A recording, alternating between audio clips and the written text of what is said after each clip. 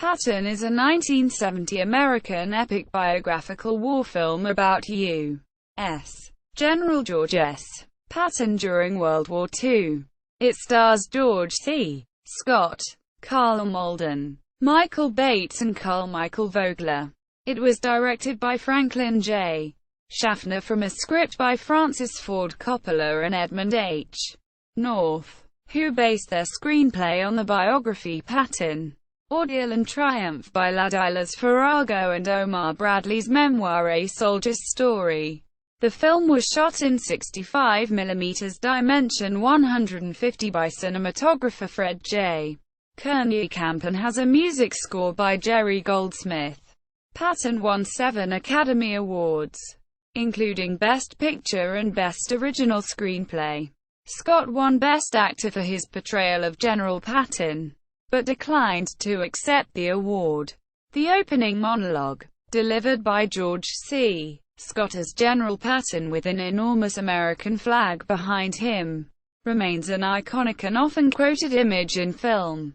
The film was successful, and in 2003, Patton was selected for preservation in the United States National Film Registry by the Library of Congress as being culturally, historically or aesthetically significant. The Academy Film Archive preserved Patton in 2003. Plot: General George S. Patton addresses an unseen audience of American troops. Following the humiliating American defeat at the Battle of the Kasserine Pass in 1943, Patton is placed in charge of the American Second Corps in North Africa. Upon his arrival, he enforces discipline amongst his troops, e.g., fining a cook $20 for not wearing his army-issue leggings. Patton is then summoned to a meeting with Air Marshal Cunningham of the Royal Air Force, where he claims that the American defeat was caused by lack of air cover. Cunningham promises Patton that he will see no more German aircraft, but seconds later the compound is strafed by Luftwaffe planes. Patton then defeats a German attack at the Battle of El Guetar. His aide Captain Jensen is killed in the battle, and is replaced by Lieutenant Colonel Codman. Patton is bitterly disappointed to learn that Erwin Rommel, commander of the German-Italian Panzer Army, was on medical leave due to having diphtheria. But Codman reassures him that, if you've defeated Rommel's plan, you've defeated Rommel. After success in the North Africa campaign, Patton and Bernard Montgomery separately come up with plans for the Allied invasion of Sicily. Patton's proposal to land his 7th Army in the northwest of the island with Montgomery in the southeast, therefore potentially trapping the German and Italian forces in a pincer movement, initially impresses their superior General Alexander. However, General Eisenhower rejects it in favor of Montgomery's more cautious plan, which places Patton's army in the southeast, covering Montgomery's left flank. Whilst the landing is successful, the Allied forces become bogged down, causing Patton to defy orders and push his army northwest to Palermo, and then to the port of Messina in the northeast, narrowly beating Montgomery to the prize. Although several thousand German and Italian troops are able to flee the island, Patton insists that his feud with Montgomery is due to the latter's determination to be the war hero, and to deny the Americans any chance of glory. However, Patton's aggression does not sit well with his subordinates Bradley and Lucien Truscott. Whilst on a visit to a field hospital where many American soldiers lie wounded or dead, Patton notices a soldier, shell-shocked and crying, calling him a coward. Patton slaps the soldier and even threatens to shoot him, before demanding his immediate return to the front line. Because of this, Patton is relieved of command and by order of Eisenhower, forced to apologize to the soldier, to those present in the field hospital, and to his entire command, unit by unit. Because of this, and for being too liberal to the press, Patton is sidelined during the D-Day landings in 1944. Instead, He is placed in command of the Phantom 1st United States Army Group in southeast England as a decoy. German General Alfred Jodl is convinced that Patton will lead the invasion of Europe. After begging his former subordinate Bradley for a command before the war ends, Patton is placed under him in command of the Third Army and performs brilliantly by rapidly advancing through France. But his tanks are forced to a standstill after they run out of fuel, the supplies being given to Montgomery's bold Operation Market Garden, much to his fury. Later, during the Battle of the Bulge, Patton relieves the town of Bastogne and then smashes through the Siegfried Line and into Germany. At a war drive in Knutsford, England, General Patton had remarked that the United States and the United Kingdom would dominate the post-war world, viewed as an insult to the Soviet Union.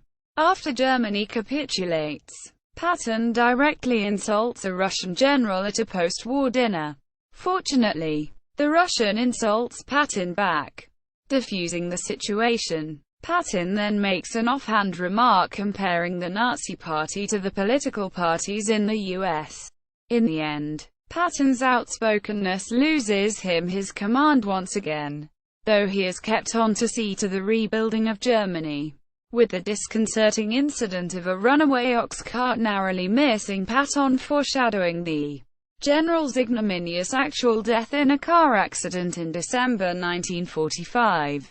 The film ends with Patton walking his dog, a bull terrier named Willie, and relating in a voiceover that a returning hero of ancient Rome was honored with a triumph, a victory parade in which a slave stood behind the conqueror, holding a golden crown, and whispering in his ear a warning that all glory is fleeting. Quote, cast, production, script preparation. Attempts to make a film about the life of Patton had been ongoing for over 15 years, commencing in 1953.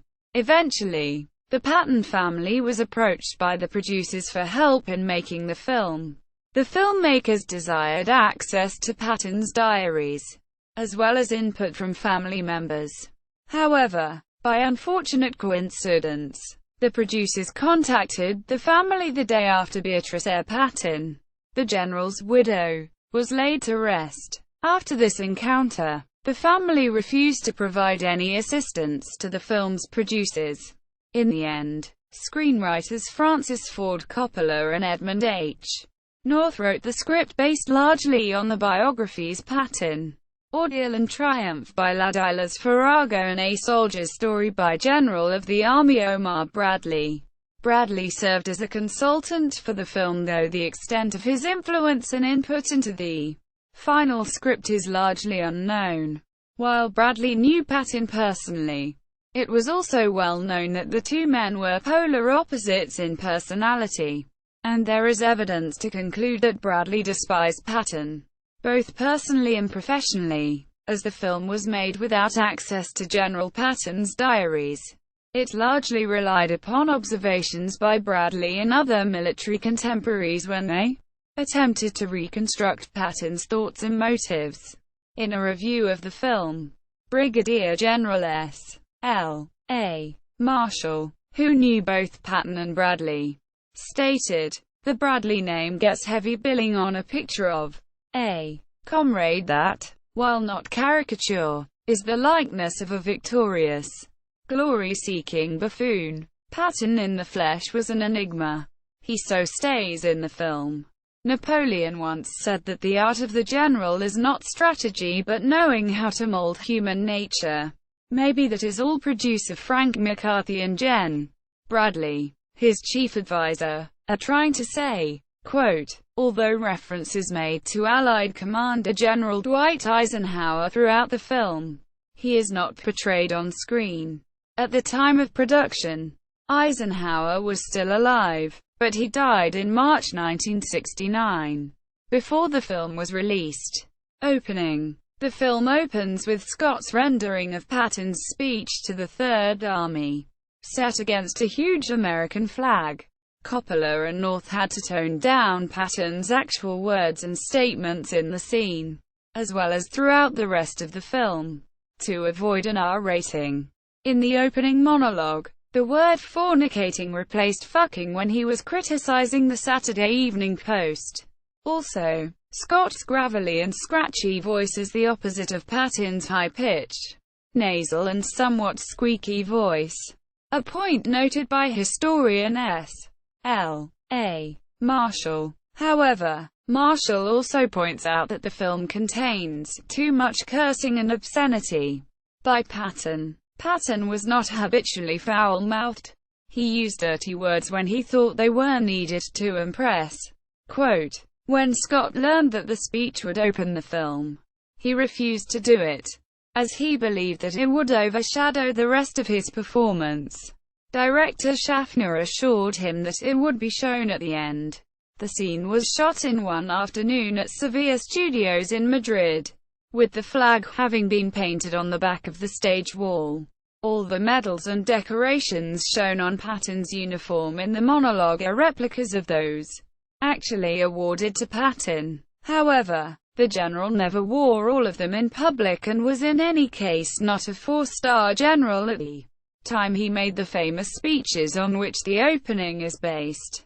He wore them all on only one occasion, in his backyard in Virginia at the request of his wife, who wanted a picture of him with all his medals. The producers used a copy of this photo to help recreate this look for the opening scene. Locations. Most of the film was shot in Spain.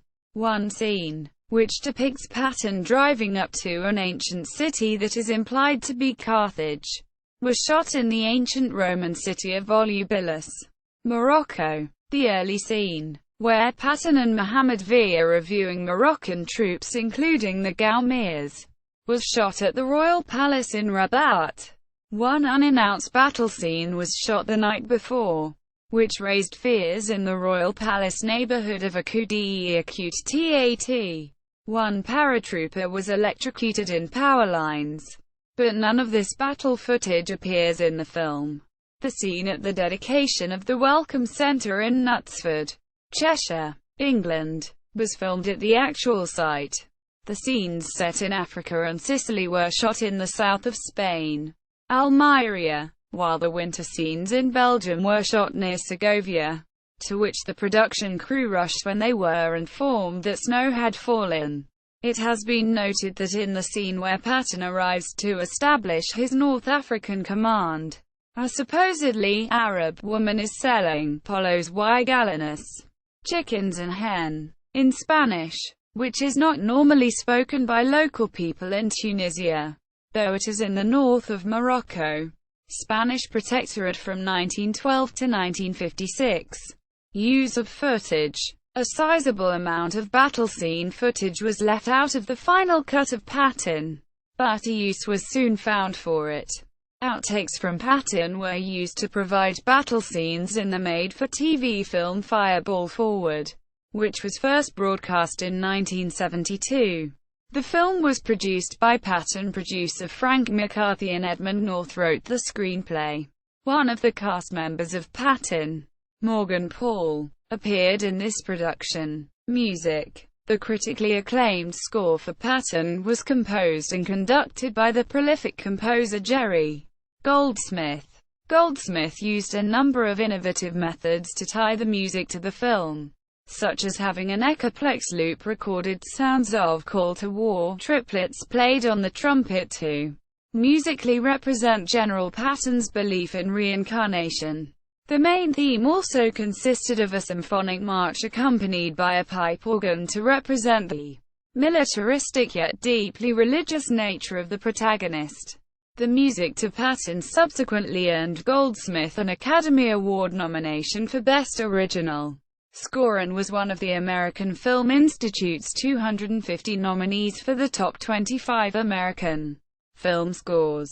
The original soundtrack has been released 3 times on disc and once on LP, through 20th Century Fox Records in 1970, Tsunami Records in 1992, Film Score Monthly in 1999, and a 2-disc extended version through Intrada Records in 2010. equals 2010 Intrada Records album equals Disc 1. Disc 2. Distribution. First telecast. Patton was first telecast by ABC TV as a 3 hours plus color film special in the fall of 1972, only 2 years after its theatrical release. That was highly unusual at the time, especially for a roadshow theatrical release, which had played in theaters for many months. Most theatrical films at that time had to wait at least 5 years for their first telecast. Another unusual element of the telecast was that almost none of Patton's profanity-laced dialogue was cut. Only 2 sentences, one of which contained no profanity, were cut from the famous opening speech in front of the giant U.S. flag. Home media. Patton was first released on DVD in 1999, featuring a partial audio commentary by a Patton historian, and again in 2006.